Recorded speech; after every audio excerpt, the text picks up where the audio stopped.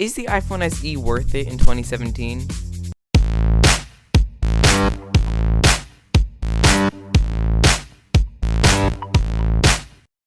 Unboxing the SE is just like unboxing any other iPhone. Once you take off the lid, you get your iPhone and your accessories, but you will notice that it's a bit smaller than usual.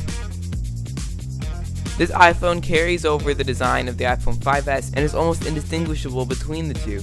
On the iPhone SE, the Apple logo is a little bit different. It's actually a cutout instead of a different texture like on the 5S. The edges on the SE are more of a matte finish than the glossy finish, which makes it less prone to scratches.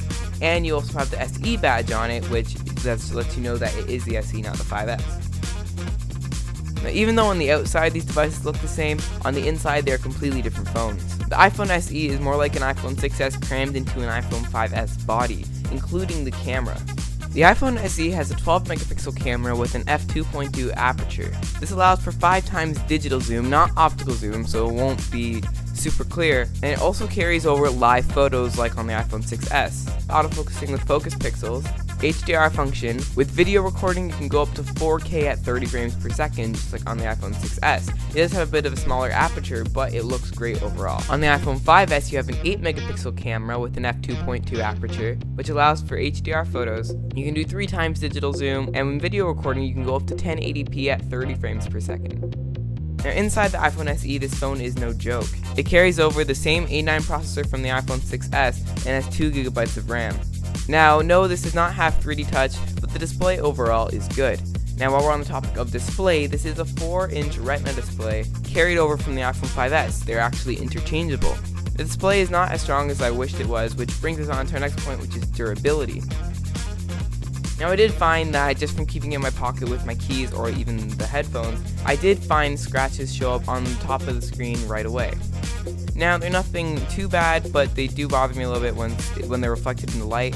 I also did find that I keep this phone in a case, and there are scratches on the corners of the phone from being in the case. This phone does support Touch ID, but it is not the fast second generation. Now, this is not slow by any means, it's just not as fast as you'd see on something like the 6S. Now, one place this iPhone does not fall short is battery life. I was finding that I got around 7, 8, maybe up to 9 hours of battery life on this using normal use. Now obviously if you're doing an intense task it won't last as long, but daily use this will last you throughout probably almost the whole day. So overall, is this iPhone worth it? Well, in my opinion, yes, this is a great phone if you're on a budget especially and you don't feel like you need that extra real estate of screen. Is it worth the upgrade to the iPhone 7 or 7 Plus? In my opinion, no. It is a personal choice though. If you feel like you really need a bigger screen, then yeah, upgrading to the iPhone 7 or 7 Plus is something you should be thinking about. But if you're content with a 4-inch screen, I don't think that this is anything you really need to worry about getting slow anytime soon. Plus, there is one thing the iPhone SE does have which the iPhone 7 doesn't.